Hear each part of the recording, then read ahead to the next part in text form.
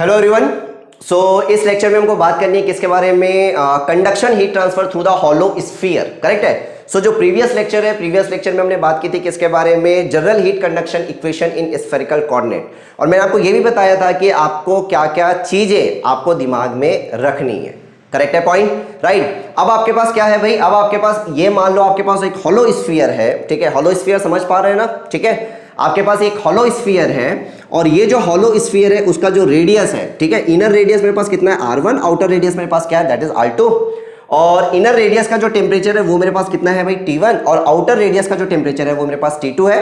और यहां पे मैंने क्या बोल दिया कि जो T1 है वो ग्रेटर है किससे, T2 से, ठीक है। T1 जो है वो ग्रेटर है T2 से। सो डेफिनेटली आपके पास क्या होगा, आपके पास ये जो हॉलो स्फीयर आप देख रहे हो, इस हॉलो स्फीयर से आपके पास कंडक्शन ही ट्रांसफर होने वाला है। और आपके पास ये जो हॉलो स्फीयर जिस मटेरियल का बना है, उस मटेरियल की जो थर्मल कंडक्टिविटी है उसको मैं क्या बोल रहा हूं, उसको मैं बोल रहा हूं K। करेक्ट। अब देखिए, अब आपको निकालना क्या है, तो मैंने आपको हमेशा बोला है जब भी हम कंडक्शन हीट ट्रांसफर पढ़ते हैं तो हमारे पास दो ऑब्जेक्टिव्स हैं।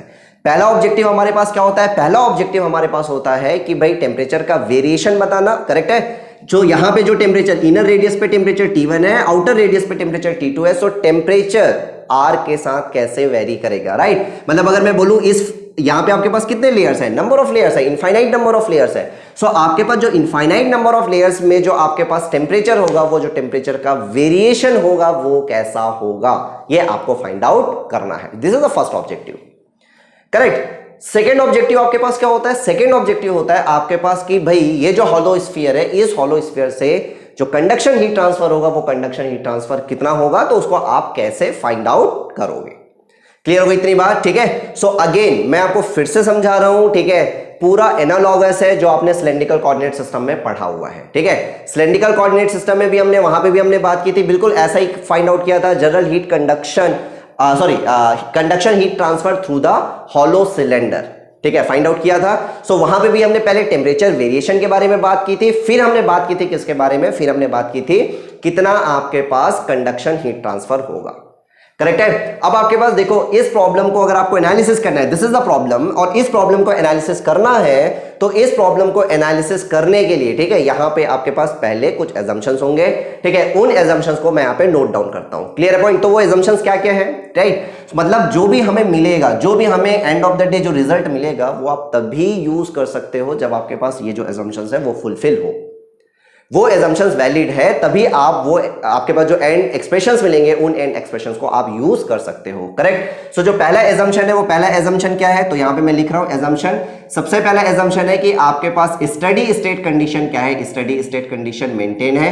सेकेंड आपके पास एजम्पशन क्या है, सेकेंड एजम्पशन है कि कोई भी इंटरनल हीट एनर्जी का जनरेशन नहीं हो रहा है, no internal heat energy generation. This is the second assumption.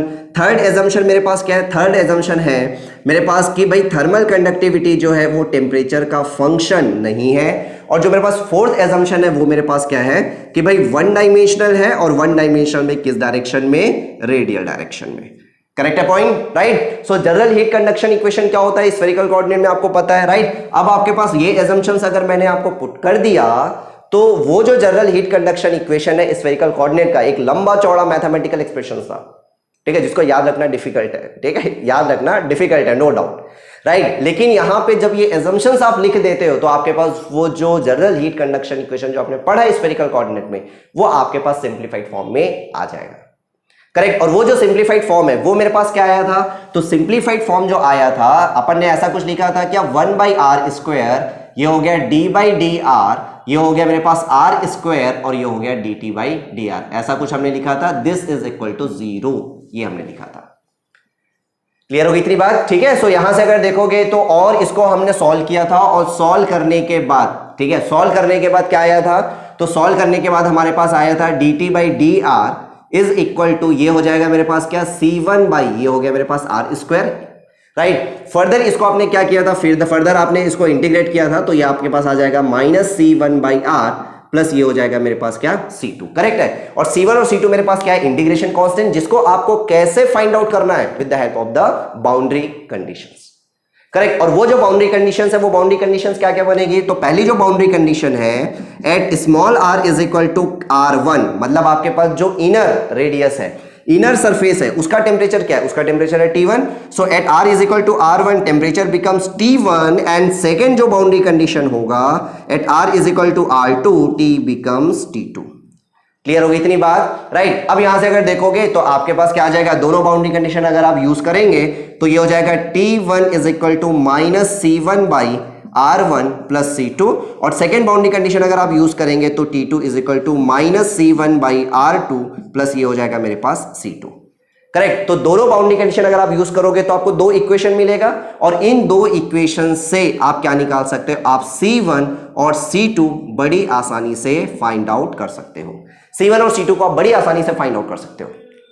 Clear है पॉइंट, ठीक है. सो C1 और C2 क्या होगा वो आप देख लेंगे, ठीक है. बहुत कोई खतरनाक मैथमेटिकल आपके मैथमेटिक्स नहीं होने वाला है वहां पे, ठीक है. सिंपल आपके पास दो इक्वेशंस है, दो इक्वेशंस को आप सॉल्व करेंगे, C1 और C2 की वैल्यू आपको मिल जाएगी और C1 और C2 की वैल्यू मिलने के बाद, ठीक है, आप क्या करेंगे, ये जो मैथमेटिकल एक्सप्रेशन आप देख रहे हो जिसको मैं मान लो इक्वेशन नंबर A बोल देता हूं, इस इक्वेशन नंबर A में आप पुट कर देंगे तो आपको क्या मिल जाएगा, आपको मिल जाएगा टेम्परेचर का वेरिएशन. और वो टेम्परेचर का वेरिएशन आपको अरेंज करना पड़ेगा. थोड़ा अगर आप अरेंज करोगे तो आपको कैसा दिखेगा, ऐसा कुछ दिखने वाला है. T minus T1 upon T2 minus T1 is equal to 1 by R minus 1 upon R1 upon 1 upon R2 minus 1 upon R1. ये आपके पास टेम्परेचर का वेरिएशन मिलने वाला है. करेक्ट है point. T minus T1 upon T2 minus T1 is equal to 1 by R minus 1 by R1 upon 1 by R2 minus 1 by R1. Right. So इसको भी याद रखना बड़ा आसान है, ठीक है. देखो यहां पे टेम्परेचर T है, टेम्परेचर T कहां पे है, at any radial distance R, right. So यहां से अगर मैं कोई भी रेडियल डिस्टेंस R बोलता हूं तो यहां पे जो टेम्परेचर है, ये टेम्परेचर मेरे पास क्या है, ये टेम्परेचर है मेरे पास T. करेक्ट है. सो देखो T के करस्पॉन्डिंग 1 बाई R, T1 के करस्पॉन्डिंग 1 बाई R1, T2 के corresponding 1 by R2 and T1 के करस्पॉन्डिंग 1 बाई R1. सो यहां से क्या समझ आ रहा है, यहां से ये समझ आ रहा है कि जो टेम्परेचर का जो वेरिएशन होगा, टेम्परेचर का जो वेरिएशन होगा वो कैसा वेरिएशन होगा, टेम्परेचर का जो वेरिएशन होगा that is hyperbolic variation. Correct है. सिलेंड्रिकल कोऑर्डिनेट में क्या आया था, ठीक है, सेम प्रॉब्लम, ठीक है. अगर आपके पास हॉलो सिलेंडर है, सो हॉलो सिलेंडर के केस में टेम्परेचर का वेरिएशन आया था लॉगरिथमिक. यहां पे जो वेरिएशन आ रहा है वो वेरिएशन क्या है, that variation is hyperbolic, right. So यहां पे अगर आप टेम्परेचर का वेरिएशन अगर आप देखोगे तो जो टेम्परेचर का जो वेरिएशन होगा वो टेम्परेचर का वेरिएशन कैसा होगा, ठीक है, हाइपरबोलिक वेरिएशन. क्लियर होगी इतनी बात, ठीक है. तो ये आपके पास क्या था, ये आपके पास पहला ऑब्जेक्टिव था कि भाई टेम्परेचर का वेरिएशन क्या होगा. सो टेम्परेचर का वेरिएशन आप आसानी से बता सकते हो. क्लियर हो गई इतनी बात, ठीक है. अच्छा, अब एक चीज और यहां पे आप समझ लीजिए भाई, टेम्परेचर का वेरिएशन आपको समझ तो आ गया कि भाई टेम्परेचर का वेरिएशन जो होगा वो हाइपरबोलिक वेरिएशन होगा, ठीक है. अब आप अगर आपके पास मैं बोलूं ये हॉलो सिलेंडर है, हॉलो सिलेंडर का इनर रेडियस 20 सेंटीमीटर है, आउटर रेडियस मान लीजिए 50 सेंटीमीटर है. मैं आपको पूछता हूं कि 30 सेंटीमीटर रेडियल डिस्टेंस पे टेम्परेचर क्या होगा, 30 सेंटीमीटर रेडियल डिस्टेंस पे टेम्परेचर क्या होगा. तो टेम्परेचर क्या होगा आप आसानी से बता सकते हो by using this mathematical expression. Correct है. सो ये आपके पास जो मैथमेटिकल एक्सप्रेशन है ये कब एप्लीकेबल है, अंडर दीज अजम्पशंस. तो अजम्पशंस भी आपके दिमाग में रहना चाहिए. क्लियर हो गई इतनी बात, ठीक है. अब देखो, अब आपके पास पहला ऑब्जेक्टिव तो फुलफिल हो गया, ठीक है. पहला ऑब्जेक्टिव जो आपको फाइंड आउट करना था वो आपने आसानी से फाइंड आउट कर लिया. नो, दूसरा ऑब्जेक्टिव क्या था, दूसरा ऑब्जेक्टिव था कि कितना कंडक्शन हीट ट्रांसफर होगा ये आपको फाइंड आउट करना है. करेक्ट है. सो कितना आपके पास कंडक्शन हीट ट्रांसफर होगा ये अगर मेरे को फाइंड आउट करना है तो देखो कैसे फाइंड आउट करेंगे. सो बिल्कुल वैसा ही जैसे आपने सिलेंड्रिकल कोऑर्डिनेट, ठीक है, सिलेंड्रिकल कोऑर्डिनेट में प्रॉब्लम देखा था, ठीक है, हॉलो सिलेंडर का आपने प्रॉब्लम देखा था, बिल्कुल वैसे ही करना है, ठीक. सो कैसे करते हो भाई, देखो यहां से r डिस्टेंस पे जाके, ठीक है, यहां से r डिस्टेंस पे जाके मैं यहां पे क्या करने वाला हूं, एक स्मॉल एलिमेंट कंसीडर करता हूं. ये मेरे पास एक स्मॉल एलिमेंट हो गया. करेक्ट है. ये मेरे पास क्या हो गया, ये मेरे पास हो गया स्मॉल एलिमेंट, ठीक है. r डिस्टेंस पे जाके मैंने यहां पे एक स्मॉल एलिमेंट कंसीडर कर लिया. This is the small element. ये सबको दिख रहा होगा. और ये जो स्मॉल एलिमेंट है, इस स्मॉल एलिमेंट की जो थिकनेस है ये मैं बोल देता हूं क्या है, इस स्मॉल एलिमेंट की जो थिकनेस है वो dr है. करेक्ट है. अच्छा, बाहर बना देता हूं. चलिए, ये मेरे पास हो गया क्या, ठीक है, ये हो गया मेरे पास r रेडियल डिस्टेंस. ये जो एलिमेंट आप देख रहे हो, इस एलिमेंट की जो थिकनेस है वो मेरे पास कितना हो गया, मैंने बोला dr है. और इस स्मॉल एलिमेंट के अक्रॉस, इस स्मॉल एलिमेंट के अक्रॉस जो टेम्परेचर का जो डिफरेंस है वो मेरे पास क्या है, dt है. करेक्ट है. बिल्कुल. यहां से आपके पास क्या होगा, जो हीट ट्रांसफर होगा वो मेरे पास क्या है, that is nothing but the q dot conduction. यही हम लिखते हैं. Correct, right. सो ये जो स्मॉल एलिमेंट आप देख रहे हो, इस स्मॉल एलिमेंट के क्रॉस टेम्परेचर डिफरेंस हो गया dt, आपके पास जो थिकनेस है वो क्या है, दैट इज dr। क्लियर है। और ये जो स्मॉल एलिमेंट है, इस स्मॉल एलिमेंट से जो आपके पास जो कंडक्शन हीट ट्रांसफर हो रहा है उसको मैं क्या बोल रहा हूं, उसको मैं बोल रहा हूं dq डॉट। थर्मल कंडक्टिविटी क्या है, तो थर्मल कंडक्टिविटी तो थ्रू आउट सेम है, ये आपके पास क्या है, k। करेक्ट। सो आपको dq डॉट निकालना है और आपको अच्छे से पता है कि भाई जो dq डॉट होगा और जो q डॉट है वो दोनों में क्या रिलेशन है। ठीक है, नंबर ऑफ टाइम्स हमने ये कॉन्सेप्ट समझा है कि जो dq डॉट है और q डॉट में क्या रिलेशन होगा, जो dq डॉट और q डॉट दोनों सेम होगा। ठीक है, ये नंबर ऑफ टाइम्स हमने ये कॉन्सेप्ट समझा है। Clear point. ठीक है, so from Fourier law of heat conduction, अगर हम Fourier law of heat conduction की बात करते हैं, Fourier law of heat conduction, correct है। So Fourier law of heat conduction में देखा था। चलिए यहां पे स्मॉल एलिमेंट के लिए लिख रहे हैं तो क्या लिख सकता हूं, dq डॉट, ये हो जाएगा माइनस के, ये हो गया a और ये हो जाएगा dt बाई dr, ये हम लिख सकते हैं। करेक्ट है। और यहां से ये भी लिख सकता हूं कि भाई ये जो dq डॉट है, this dq dot is equal to q dot, right. ये मैं बार बार नहीं समझाऊंगा, ऑलरेडी आपने पढ़ लिया है, dq dot is equal to q dot. Clear, right. अब देखो, अब यहां से अगर मैं बोलूं कि ये जो स्मॉल एलिमेंट है, इस स्मॉल एलिमेंट से जो कंडक्शन हीट ट्रांसफर था वो dq डॉट था। आपके पास इस पूरे के पूरे, ठीक है, इस पूरे के पूरे हॉलो स्फीयर से जो आपके पास कंडक्शन हीट ट्रांसफर है वो मेरे पास है q डॉट। dq डॉट और q डॉट दोनों सेम होगा। No q dot is equal to minus k. अच्छा, a मेरे पास क्या लिख सकता हूं, what is a? So a क्या लिख सकते हैं, ठीक है, ये मेरे पास क्या हो जाएगा भाई, this is nothing but the 4 पाई, और ये हो गया मेरे पास क्या, r स्क्वायर। ये लिख सकते हो ना। ठीक है, एक सर्टेन रेडियल डिस्टेंस पे जो एरिया होगा, ठीक है, जिस एरिया से आपके पास कंडक्शन हीट ट्रांसफर हो रहा है वो मेरे पास क्या हो गया, that is nothing but the 4 pi r square, और ये मेरे पास क्या हो जाएगा, dt बाई, ये हो गया dr। करेक्ट। सो यहां से देख लीजिए, ये हो जाएगा q डॉट, जो जो कांस्टेंट है नीचे फेंक दो, k कांस्टेंट है बिल्कुल नीचे फेंक दीजिए, 4 कांस्टेंट है, पाई कांस्टेंट है नीचे फेंक दो, dr को इधर ले आओ, डिवाइडेड बाई ये हो जाएगा r square is equal to, right, इधर मेरे पास क्या हो जाएगा, ये हो जाएगा मेरे पास dt माइनस। क्लियर, करना क्या है, इंटीग्रेशन। ठीक है, सो इंटीग्रेशन परफॉर्म करना है। चलिए इंटीग्रेशन परफॉर्म करते हैं। सो इंटीग्रेशन परफॉर्म करेंगे, सो लिमिट कहां से कहां हो जाएगी भाई, लिमिट हो जाएगा मेरे पास r is equal to r1 से r2। करेक्ट है। सो r1 के करस्पॉन्डिंग टेम्परेचर है वो T1 है, और R2 के करस्पॉन्डिंग जो टेम्परेचर है वो मेरे पास क्या है, T2। करेक्ट, इंटीग्रेशन परफॉर्म हो जाएगा, बड़ी आसानी से इंटीग्रेशन आप परफॉर्म कर सकते हो। सो ये क्या आ जाएगा भाई, this is nothing but the q dot upon, ये हो गया 4 पाई k। करेक्ट, ये हो जाएगा मेरे पास integration r to the power -2, r to the power -2, r to the power -2 plus 1 upon -2 plus 1, ये हो गया, और ये हो जाएगा मेरे पास लिमिट r1 से r2। Correct, now this is equal to minus, इधर मेरे पास क्या आ जाएगा, ये हो जाएगा t2 माइनस, ये हो जाएगा t1।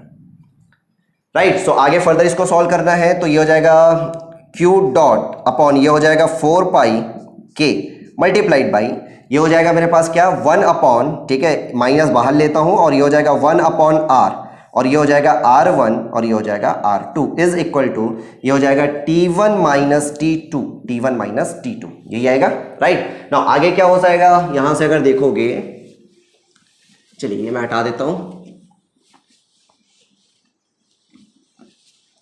सो यहां से मेरे पास क्या आ जाएगा, ये हो जाएगा minus q dot divided by, ये हो गया 4 पाई k, और ये हो जाएगा 1 अपॉन, ये हो जाएगा r2 minus 1 upon r1 is equal to, ये हो जाएगा t1 minus t2। Again minus sign को अंदर ले जाओगे तो ये हो जाएगा q डॉट, और ये हो जाएगा 4 pi k 1 upon r1 minus 1 upon r2। Correct है, t1 माइनस t2। सो यहां से q dot is equal to, ये हो जाएगा t1 minus t2 multiplied by 4 pi k upon, right, ये नीचे चला जाएगा, और नीचे चला जाएगा तो इसको मैं क्या लिख सकता हूं भाई, ये हो जाएगा, ठीक है, सॉल्व कर लेंगे, r1 r2, और ये हो जाएगा r2 माइनस, ये हो जाएगा r1। करेक्ट, सो यहां से q dot is equal to, ये हो जाएगा t1 minus t2 4 pi k r1 r2 upon, ये हो जाएगा r2 minus r1, and this is nothing but the conduction heat transfer. ठीक है, क्या आ गया, t1 minus t2 upon 4 pi k r1 r2 upon r2 minus r1। Correct है, simple mathematics है, आसानी से सॉल्व हो जाएगा, कोई दिक्कत नहीं है यहाँ पे। राइट, सो यहां से अल्टीमेटली मेरे पास कंडक्शन हीट ट्रांसफर हो मिल गया, और ये जो कंडक्शन हीट ट्रांसफर है इसको और मैं कैसे लिख सकता हूं, देखिएगा इधर, और मैं कैसे लिख सकता हूं, ये हो जाएगा q dot is equal to, ये हो जाएगा t1 माइनस t2 अपॉन ये हो जाएगा मेरे पास R2 माइनस R1 अपॉन ये हो जाएगा 4 पाई के R1 R2 लिख सकते हैं इस फॉर्मेट में। करेक्ट है पॉइंट? ठीक है। अब देखो, अब आपके पास थर्मल रेजिस्टेंस के कॉन्सेप्ट को पिक्चर में लेके आते हैं। जो थर्मल रेजिस्टेंस का जो कॉन्सेप्ट है उसको पिक्चर में लेके आते हैं, और जो थर्मल रेजिस्टेंस का जो कॉन्सेप्ट होता है तो हम क्या लिखते हैं भाई, T1 minus T2 divided by Q dot, या फिर Q dot is equal to T1 minus T2 divided by RTH।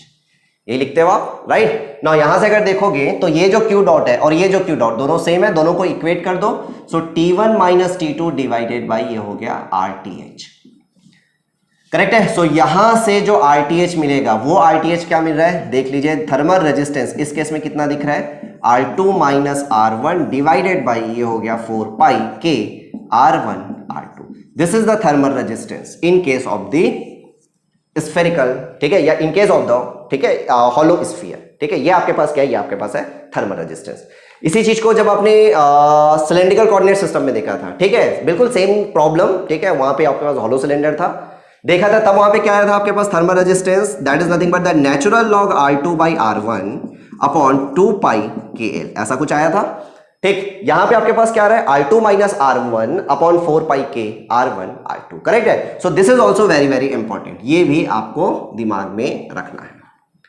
Correct है पॉइंट? ठीक है। सो क्या क्या चीजें दिमाग में रखनी है, पहला थर्मल रेजिस्टेंस, ठीक है, पहला आपको क्या याद रखना है, ठीक है, दिमाग में क्या रखना है, टेम्परेचर का वेरिएशन, कि टेम्परेचर का वेरिएशन कैसा होगा। सो टेम्परेचर का वेरिएशन हाइपरबोलिक होगा, ठीक है, पहले भी हमने बता दिया। कंडक्शन हीट ट्रांसफर कितना होगा, सो कंडक्शन हीट ट्रांसफर लिखना है, अगर ये आपको याद है, ठीक है, आपको ये दिमाग में रखना है, ये आपको दिमाग में रखना है। करेक्ट, ये अगर आपको दिमाग में है तो आप आसानी से बता सकते हो कितना कंडक्शन हीट ट्रांसफर होगा। तो कितना होगा भाई, ये हो जाएगा delta T divided by RTH, यही तो हम लिखते हैं, और ये हो जाएगा T1 minus T2 divided by RTH, ये आपके पास लिखा हुआ है। ठीक है। सो इस वे में जाके आप क्या निकाल सकते हो, आप निकाल सकते हो कि जो हॉलो स्फीयर था, इस हॉलो स्फीयर से कितना कंडक्शन हीट ट्रांसफर होगा। करेक्ट है पॉइंट? ठीक है। अब देखो, अब आपके पास अगर आपके पास प्रॉब्लम आया, ठीक है, प्रॉब्लम कैसा आया, ठीक है, प्रॉब्लम आया, मान लीजिए आपके पास कंपोजिट हॉलो स्फीयर है। कंपोजिट हॉलो स्फीयर समझ रहे हैं ना, आपके पास अगर कंपोजिट हॉलो स्फीयर है, और कंपोजिट हॉलो स्फीयर में अगर आपको क्वेश्चन में बोल दिया जाए कि आपके पास, मान लीजिए, आपको क्या फाइंड आउट करना है, कितना कंडक्शन हीट ट्रांसफर हो रहा है ये आपको फाइंड आउट करना है, या टोटल थर्मल रेजिस्टेंस कितना होगा ये आपको फाइंड आउट करना है। ठीक है, नंबर ऑफ क्वेश्चंस बनते हैं कंपोजिट वाले प्रॉब्लम से, वो आपको पता है। सो वैसे ही आपके पास, मान लीजिए आपके पास कंपोजिट हॉलो स्फीयर है, ठीक है, चलिए, आपके पास कंपोजिट हॉलो स्फीयर है, और कंपोजिट हॉलो स्फीयर में आपको नंबर ऑफ चीजें देखनी है, ठीक है, तो आपके पास कैसे आप फाइंड आउट करोगे। सो ये मेरे पास हो गया क्या, ये मेरे पास हो गया कंपोजिट हॉलो स्फीयर, ये लीजिए, ये हो गया कंपोजिट हॉलो स्फीयर, राइट। ये मेरे पास रेडियस हो गया क्या, ये रेडियस हो गया R1, ये रेडियस हो गया R2, और ये रेडियस मेरे पास हो गया R3।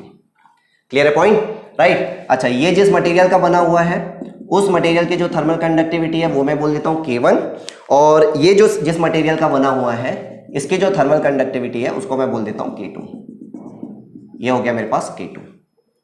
क्लियर है। सो आपको निकालना क्या है, आपको निकालना है इक्विवेलेंट थर्मल रेजिस्टेंस। पहले हम इक्विवेलेंट थर्मल रेजिस्टेंस निकालते हैं, यहाँ का टेम्परेचर T1 है, यहाँ का टेम्परेचर T2 है, और यहाँ का टेम्परेचर T3 है, और मैं बोल देता हूँ कि T1 is greater than T2 and T2 is greater than T3। Correct है। सो डेफिनेटली यहाँ से क्या होगा भाई, यहाँ से आपके पास कंडक्शन हीट ट्रांसफर होगा, ठीक है, यहाँ से आपके पास कंडक्शन हीट ट्रांसफर होने वाला है, राइट। और ये जो कंडक्शन हीट ट्रांसफर आप देख रहे हो कितना होगा, ठीक है। तो पहले आप आसानी से क्या फाइंड आउट कर सकते हो, इक्विवेलेंट थर्मल रेजिस्टेंस या फिर टोटल थर्मल रेजिस्टेंस। तो साफ साफ दिख रहा है कि सीरीज कनेक्शन है, राइट, और सीरीज कनेक्शन है तो भाई थर्मल सर्किट ड्रॉ करिए। तो थर्मल सर्किट सबसे पहले ये वाला जो हॉलो स्फीयर है उसका आपके पास आएगा कंडक्शन रेजिस्टेंस, राइट, फिर उसके बाद बाहर वाले का कंडक्शन रेजिस्टेंस, ये हो गया। यहाँ का टेम्परेचर कितना था T1, यहाँ का टेम्परेचर कितना है T2, यहाँ का टेम्परेचर कितना है T3, and this is nothing but the RTH1 और this is nothing but the RTH2। Correct. So RTH1 को कैसे लिखेंगे, RTH1 this is nothing but the, ये हो जाएगा R2 minus R1 divided by, ये हो गया 4 पाई, ये हो गया K1, और ये हो गया R1 R2। करेक्ट है। RTH2 को हम कैसे लिखेंगे, RTH2, so RTH2 this is equal to R3 minus R2 divided by, ये हो जाएगा 4 पाई K2, और ये हो जाएगा R2 R3। ये लीजिए, करेक्ट है पॉइंट, ठीक है। सो इस वे में हम क्या निकाल सकते हैं, इस वे में हम निकाल सकते हैं टोटल थर्मल रेजिस्टेंस, क्योंकि सीरीज में सो इक्विवेलेंट बोल लो या टोटल बोल लो, सो ये हो गया RTH1 प्लस ये हो जाएगा RTH2, करेक्ट है। सो इस वे में हम इक्विवेलेंट थर्मल रेजिस्टेंस निकाल सकते हैं। टोटल कितना कंडक्शन हीट ट्रांसफर हो रहा है अगर हमसे कोई ये पूछे तो हम ये भी बता सकते हैं T1 minus T3 divided by ये हो गया RTH इक्विवेलेंट, और सीरीज कनेक्शन है। सो हमको ये भी पता है कि Q dot is equal to Q dot 1 is equal to Q dot 2, ऐसा लिख सकते हैं ना। सो मान लो यहां से जो हो रहा है ये हो गया Q डॉट 1, यहां से जो हो रहा है ये मान लो हो गया Q डॉट 2, और यहां से जो हो रहा है ये हो गया मेरे पास Q डॉट। तो लिख सकते हैं Q dot is equal to Q dot 1 is equal to Q dot 2, right. So यहां से क्या लिख सकता हूं, ये हो जाएगा मेरे पास T1 minus T3 divided by ये हो गया RTH equivalent is equal to ये हो जाएगा T1 minus T2 divided by RTH1, और लिखा हुआ है RTH1 क्या है, is equal to T2 minus T3 divided by ये हो गया RTH2, राइट। इस वे में आप कर सकते हो, करेक्ट। वैसे ही अगर फॉर एग्जांपल अगर आपसे मान ली यहां पे बोल दिया जाए, यहां पे आपके पास क्या है, यहां पे आपके पास हॉट स्टीम है, अंदर में आपके पास क्या है, हॉट स्टीम है, जिसका टेम्परेचर क्या है TH, और सॉरी जिसका टेम्परेचर TH है, और जो हीट ट्रांसफर कोफिशिएंट है, कन्वेक्टिव हीट ट्रांसफर कोफिशिएंट है, वो मेरे पास क्या है HH। बाहर मेरे पास क्या है, बाहर मेरे पास एम्बिएंट है, बाहर मेरे पास क्या है, बाहर मेरे पास एम्बिएंट है, और एम्बिएंट का जो टेम्परेचर है वो है मेरे पास T है, और जो कन्वेक्टिव हीट ट्रांसफर कोफिशिएंट है वो मेरे पास क्या है H है, राइट। सो ऐसी सिचुएशन में आप कैसे करोगे, ठीक है, तो ये आपको अच्छे से पता है, ठीक है, ऑलरेडी हमने पहले सीखा हुआ है ये सारी चीजें, क्लियर। सो यहां से आपके पास क्या होगा, और आपके पास थर्मल रेजिस्टेंस ऐड हो जाएगा, तो यहां पे आपके पास और क्या आ जाएगा, ये हो गया मेरे पास कन्वेक्टिव रेजिस्टेंस, और यहां पे भी क्या हो गया, यहां पे भी कन्वेक्टिव रेजिस्टेंस ऐड हो जाएगा। तो ये मैं हटा देता हूं क्योंकि आपने समझ लिया है, ठीक है, नोट कर लीजिएगा आप लोग, राइट। सो यहां पे फिर से क्या हो गया, फिर से आपके पास कन्वेक्टिव रेजिस्टेंस ऐड हो जाएगा। अच्छा, यहाँ का टेम्परेचर कितना है, ये टेम्परेचर जो है ये मैंने बोला था TH, और ये टेम्परेचर को मैंने बोला था TC, राइट। नो यहाँ पे आपके पास इसको लिख रहा हूँ RTH, और इसको मैं लिख रहा हूँ RTH, और ये हो गया C, करेक्ट। सो यहाँ पे आपके पास क्या होगा, देखो ये जो हॉट स्टीम से, ठीक है, जो इनर सरफेस है उसको जो मोड ऑफ हीट ट्रांसफर होगा convection, so convection resistance, then conduction resistance, then conduction resistance, heat energy यहां पे आ चुका है, बाहर कैसे जाएगा एम्बिएंट में, via convection, so there is a convection resistance, correct है। सो RTH और RTHC को कैसे लिख सकते हैं, तो ये हो गया RTHH, that is nothing but the 1 upon convection resistance है ना, 1 अपॉन HH, और ये हो गया एरिया। सो भाई कौन सा एरिया, जहां से कन्वेक्शन हीट ट्रांसफर हो रहा है, और कन्वेक्शन हीट ट्रांसफर कहां से हो रहा है, अंदर देखिए, ठीक है, तो अंदर वाला एरिया, ठीक है, और अंदर वाला एरिया अगर मैं देखूंगा तो कौन सा आ जाएगा, ये हो गया 1 अपॉन HH मल्टीप्लाइड बाई ये हो जाएगा 4 पाई